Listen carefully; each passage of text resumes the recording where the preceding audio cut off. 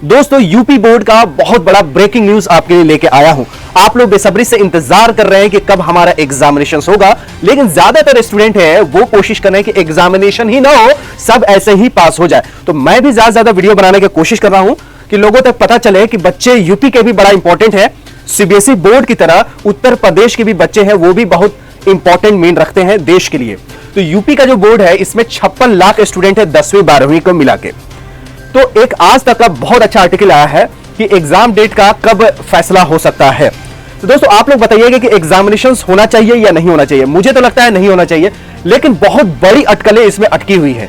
क्या अटकलें हैं वो मैं आपको क्लियर करता हूं। सबसे बड़ा मतलब आप सोच भी नहीं सकते कि क्यों एग्जामिनेशन सिर्फ टाला जा रहा है, क्यों नहीं रद्द हो रहा है, रद्द क्यों नहीं हो रहा है, कैंसिल क्यों नहीं हो रहा है, क्यों बोला जा रहा है कि एग्जामिनेशन आगे बढ़ जाए। बहुत बड़ी खबर है। देखिए अभी पंचायत चुनाव हुए थे और हर गांव में प्रधान तो बहुत सारे जीते हैं, लेकिन शिक्षा विभाग का जो यूनियन है, संघ है, उसने बोला है कि 700 के आसपास जो स्टाफ है जो ड्यूटी पे लगाए गए थे पंचायत में, टीचरों का देहांत हो गया है, इंतकाल हो गया है। फिर से मैं आपको रिपीट कर रहा हूं कि जो लोग पंचायत चुनाव करने गए थे, जो टीचर ही जाते हैं, टीचर का ही ड्यूटी लगता है ज्यादातर, तो उनमें से 700 के आसपास जो टीचर है उनका देहांत ही हो गया है। अब बात करें शिक्षा मंत्रालय का, तो दिनेश शर्मा जी खुद कोरोना पॉजिटिव है, जो कि शिक्षा मंत्री है और उप मुख्यमंत्री भी हैं। और उनके जो ऑफिस में, शिक्षा मंत्रालय के ऑफिस में 19 ऑफिशियल्स में से 17 लोगों का कोरोना पॉजिटिव है।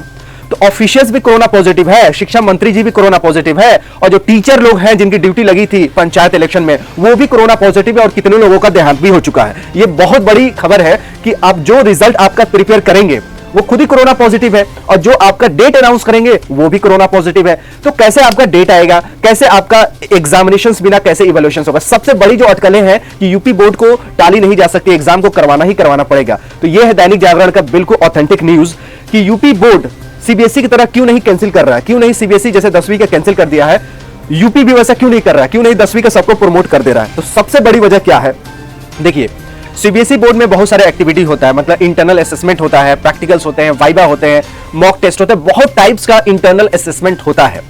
यूपी में डेटा ही नहीं है किसी के पास।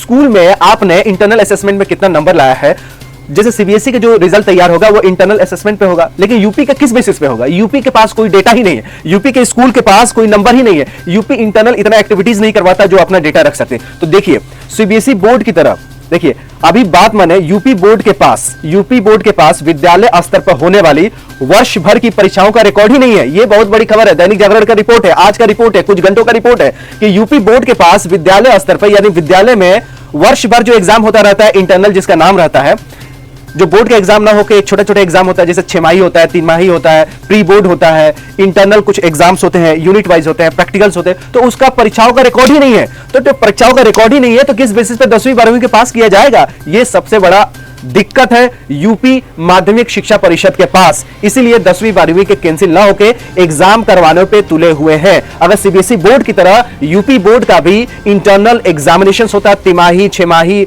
12 माही, प्री बोर्ड, प्रैक्टिकल, वाइवा, बिल्कुल पूरे साल भर एक्टिविटीज होता और उसका नंबर का रिकॉर्ड आप लोगों के पास होता है, तो आप लोगों का भी उद्धार सीबीएसई बोर्ड वालों की तरह हो जाता। लेकिन यह है सबसे बड़ा दुविधा यूपी बोर्ड का, इसीलिए 10वीं और 12वीं का कैंसिल नहीं हो सकता। इसीलिए बोर्ड नहीं चाहता है कि हम लोग रिजल्ट कैसे तैयार करेंगे, बोर्ड कैसे रिजल्ट आपका तैयार करेगा कि आपको कितना नंबर मिलेगा, उसको कितना नंबर मिलेगा।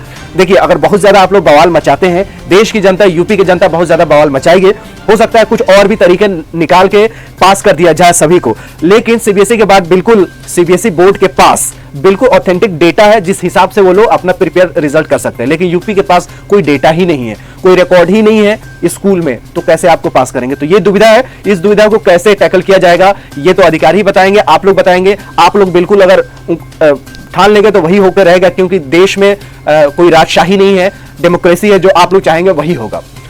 मुझे उम्मीद है कि आपका जो डाउट है मैंने क्लियर कर दिया है, लेकिन जल्दी कोई ना कोई इसी वीक में आने का उम्मीद था, लेकिन इस वीक में नहीं आया, तो अगले वीक में कुछ ना कुछ जरूर जो कोरोना से उभर के आएंगे यूपी बोर्ड के ऑफिशियल जरूर कुछ ना कुछ नोटिस न्यूज निकालेंगे। मुझे उम्मीद है कि आपको ये वीडियो बहुत पसंद आई होगी, तो इसको लाइक कीजिएगा, चैनल पर ना हो तो सब्सक्राइब कीजिएगा, कमेंट जरूर कीजिएगा कि कैंसिल होना चाहिए या नहीं होना चाहिए। जय हिंद, you take good care of yourself.